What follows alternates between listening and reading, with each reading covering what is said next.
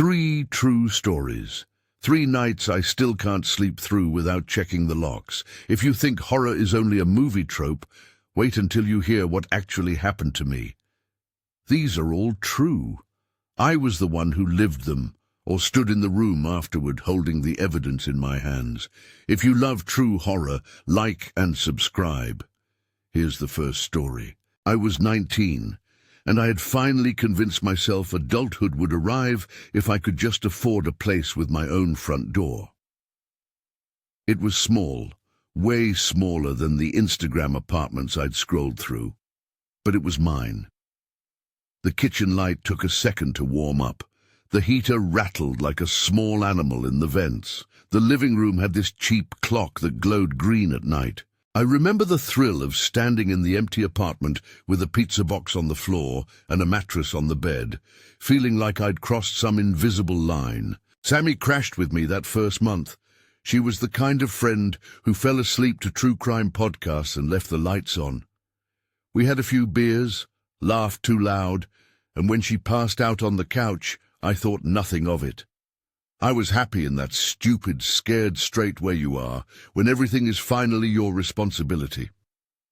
I set the alarm for the next morning and dozed off. I woke up once in the dark around 3. I remember sitting up thinking I'd heard a floorboard. Sammy was still on the couch, breathing shallow. I told myself it was the building settling. I rolled over and went back to sleep. I woke again later. This time the house felt skinnier, like someone had folded it in half and left a slit where the air could leak. There were footsteps, bare, slow. Not the loose-footed shuffle of someone stumbling drunk, but the careful step of someone avoiding a squeaky board. I froze and held my breath. The footsteps came down the hall and stopped outside my bedroom door. I could hear them inhale. I could hear the ragged catch of someone listening. I don't know why I didn't scream then. Maybe because I didn't want to wake Sammy, or maybe because I was still expecting a rational explanation. My neighbor coming in wrong, a roommate I didn't know I had. The door handle didn't turn, but I could feel a presence, like someone pressing on the other side of a balloon. I reached for my phone, the only light I trusted in those days. My hand was shaking. The screen lit up, thin and blue. I used the flashlight. The beam was nothing. It swallowed the hallway and skittered along the baseboard until it hit the doorway. And there were hands. 2 hands. Not on the knob, not sliding under the door. They were wrapped around the doorframe itself, palms braced flat against the wood, thumbs tucked under the molding. I remember how small the hands looked under the light, and how steady. They were close enough that if the person had wanted to, they could have reached through the gap. They were patient. They had waited. I did what any sane person might do. I screamed. The sound surprised me more than the hands did. It broke the immediate frozen stillness, and it made the hands jerk. For a split second, they were gone, as if pulled back into shadow. I flung the flashlight beam into the hallway and ran out, stumbling in the dark, flinging the bedroom door wide. There was no one. No shadow disappearing down the stairs, no silhouette slipping between rooms. The apartment was empty except for 2 sleeping bodies and the refrigerator's faint hum. Everything after that is a fog of adrenaline and denial. I checked every window, every closet, flipped the couch cushions, looked under the bed like a child. Nothing. No prints on the glass, no footprints on the laminate near the back door. I told myself I had dreamed it. Too much beer, too little sleep, the anxiety of being a new renter in a building that groaned and coughed at night. The next morning, Sammy left before I woke. I found a sticky note on the counter that said, "Thanks for letting me crash. Sorry I left early," with a smiley face. She had scribbled it in my handwriting. I stared at it for a long time, tasting rust in my mouth. And then I went to the bedroom door. There, on the inside of the frame, 2 smudges in the grain of the wood, slightly darker than the rest, shaped like palms. Not childlike, but not huge either. Human. Exactly where the hands had been when I screamed. I don't know how to explain how seeing a print changes the way a place feels. The apartment stopped being my sanctuary. It became a container for that moment, a shell that held that presence like a bad memory presses into the back of your mind. I took a photo. My hands were still shaking. I took the picture and then another. The prints looked even more ordinary in the photos, 2 dirty smudges. But on my bathroom counter under daylight, they looked like proof. Not hallucination, not panic. A physical trace of something that had been in my bedroom while I slept. I didn't call the police. That may sound like cowardice or stupidity. I called my dad instead. He stood at the doorway, looked at the smudges, and said what dads say when they don't want to admit they are afraid on someone else's behalf. Seal the door and get out. He offered to put me up in his spare room until the lease was up. I moved my things into Rubbermaid tubs that afternoon. The landlord shrugged at the prints when I showed him and said he'd asked the cleaning crew to check. A week later, I handed over the keys and left. I still carry the photo on my phone. Sometimes I pull it up at 2 in the morning like it's a talisman. It doesn't stop me checking locks. It doesn't stop me waking to any small creak. It just sits there, quiet and ordinary, reminding me that ordinary nights can be breached. If you think that was bad, wait till you hear number 2. I was older for the second one, 24, and back at my parents' house while they were away for a weekend. I grew up in that house. It knew the shape of my footsteps, the way I left a spoon in the sink, the exact dent in the hallway wall from when I slammed a door in high school. Being there alone felt like slipping back into old bones. The TV was my white noise. I had a beer on the coffee table and a blanket that smelled like detergent. At some point, I fell asleep on the couch. My phone rang in the small hours. I answered, expecting a wrong number or a crank call. The line was empty, no voice, just thin static and the faintest whisper of something else, television dialogue, muffled and distant. It took me a moment to orient. The sound on the line matched something downstairs, my TV. I put the phone to my ear and heard the sitcom laugh track blending with the static. I flipped my head toward the hallway and thought, half lucid, that maybe my phone had recorded the TV somehow, or an app was weird. Then the dialogue on the call hit the same pause as the commercial that began on my living room set. It synced exactly. The same beat, the same laugh. It was like listening to my room through someone else's mouth. I set the phone down on speaker. The sound came from the little plastic grill and from the TV at the same time. Then I heard a knob rattle below, the same rhythm as a character on screen getting excited about some plot twist. I heard footsteps on the back stairs. The hair on the back of my neck filed itself into ridges. I did the thing people tell you not to do, but that always feels like the only option. I called my Uncle T. He has the kind of voice that could take a room by storm. He picked up immediately, as if he'd been told I'd call. I told him quickly, my words tumbling, and he told me to stay calm and keep him on the line. So I did. I put my phone on speaker and told him to listen. Through the muffled feed, I could hear the house sounds amplified. Someone shuffled through the kitchen, a drawer opened, a low, careful footstep. Words? Maybe. It was hard to tell. My neck felt raw. I realized I was whispering, and that whispering had the absurd ring of betrayal. Why whisper into your own house? He told me his knee-jerk plan, call the police. I whispered to hold. He said he was on his way. I could hear my living room TV and the person inside the house both breathe at the same time. At one point, a plate clinked. On the phone, the clink was a second delayed, like an echo coming back across a shallow canyon. That delay was the worst part. It put distance inside the walls. It made the house feel like a stage being watched from somewhere else. When Uncle T arrived, he didn't take any chances. He pulled the door shut behind him and scanned the kitchen and the back hallway like he'd been trained to catch burglars in movies. An officer showed up not long after.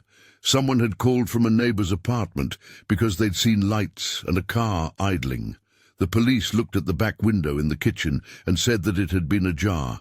There were scuffs on the sill. They took my statement and asked if anything had been stolen. Nothing was missing. No one had been harmed. The call's number was traceable in a way that modern phones sometimes can be. It registered as coming from a familiar area code and, bizarrely, from someone I knew from high school. The officers laughed carefully and told me that calls can be spoofed, numbers can be faked, and that the line could have come from anywhere. Later that night, after coffee and more questioning, one of the detectives called me back and said the number they'd traced matched a name, someone I sort of knew, someone who used to loiter at parties back in the day. They asked if I could think of any reason they'd want to come into my parents' house. I couldn't. He added that the person later told them his phone had been stolen days earlier. No arrest. A frustrating circle. There are things I remember with the acuteness of a splinter.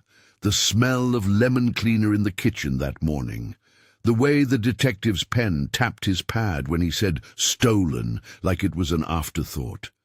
When I replay the call in my head, there's a small breath of laughter from the TV that syncs with something else, an arrangement of air that tells you someone else heard the same noise in the same way. After that, I didn't sleep in my parents' house the same.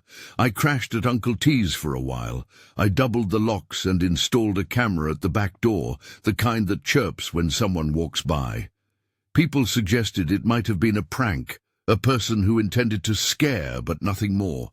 People said that the trace to an acquaintance made it look petty. Maybe. But the fact that the audio and the TV were in perfect sync, that doesn't happen if someone is outside the home or lying about being inside. The audio matched the living room. Something was there. Someone had been in my house and made the sounds I could then play back like a recording. Cody swore it was the worst night he'd seen in years. We had been planning to pre-game before going out. A group of us, the cheap beer, the playlist that gets everyone nostalgic, the type of night where you think there's a magical edge to everything. Cody's parents were out of town and he let us use the basement. He had a pull-out couch that smelled faintly of cola and old blankets. The basement was long and low-ceilinged, with a single lamp and a little TV on a stand. It felt like the kind of place where secrets collected in the corners. I passed out on that couch because I was tired. College, full-time job, social life, one of those nights when you are existentially exhausted. Someone left a cup by the couch. Someone left the stereo playing. When I woke, the room was so dark, it felt like a mouth. I remember tasting cotton. My throat was dry. I sat up and fumbled for my water bottle, and that's when I saw it. A black mass right at the far corner of the room. Not a person at first, not a silhouette with limbs. A blackness, like a coat draped over a chair, but alive. It was sitting in the corner, and it did not belong there. The lamp's glow barely reached it. It wasn't a trick of the light, because my flashlight cut thin and found the edge of a shape but not details. It moved, slow as an idea becoming a plan. Just enough to make my skin climb. I remember deciding, very rationally, that I would not wake the others, not because I was brave, but because fear sometimes makes you small and silent. I eased off the couch, careful with every movement, and kept my breath even. The floorboard by the stairs has a high squeak. I avoided it, and in the dim my hand brushed the back of a chair. That chair wobbled silently. The black thing shifted a fraction. It crept toward the bottom of the stairs. I could hear the faint scrape of a sneaker sole. It was then that I quit the idea of sneaking out and decided to run. I made it to the bottom of the stairs, and then my foot hit the last tread rung, and I slammed into Cody's bedroom door at the top. The sudden noise was a raw, animal sound, my heart in my throat, and the slap of my palm against the doorframe. Something slammed behind me, a real heavy, angry thump, the kind of sound that says presence, not shadow. Cody's dad came flying down the hall in his boxers, wielding a flashlight like a sword. He was older than in my memory, but sharp. He barreled into the basement and yelled a string of profanities that somehow made everything feel safer. There was a banging, and then silence, and then footsteps. The back door was open. The air was cold and reeked of the yard. wet earth, and a wet dog. The police came and went. They searched the house, called around the neighborhood. A report was filed. No one crawling in the rafters. No one hiding under the siding. The officers found scuff marks near the back door latch and a window pushed slightly ajar. That night the house felt invaded, not by a nebulous fear, but by evidence. A door left open, a scuff. The police wrote it down in their report and slid it across a desk somewhere. I never slept in that basement again. I couch-surfed. I stayed in hotels. I found a friend's spare room and pretended the memory wasn't latching onto the deeper corners of my head. But every time I pass a house with a dark basement window, I get a quick, familiar cold in my stomach. The black mass in the corner wasn't a ghost in the cinematic sense. It was the unmistakable presence of someone inside a place they didn't belong. And that is a kind of horror that doesn't resolve with a morning. These 3 nights are different in detail, but the same in effect. Each one shows the moment a private place, the place you fold your laundry, the place you kiss a pillow to sleep, the place you come back to after a long day, was breached.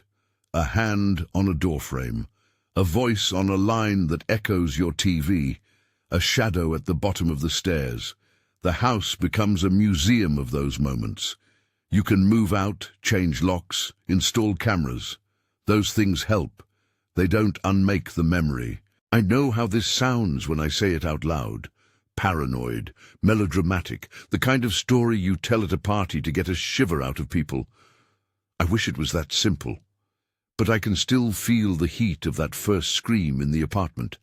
I can still hear the delayed laugh on that phone call. I can still see, with clear, ridiculous certainty, the blackness in Cody's basement sitting in the corner like it belonged there.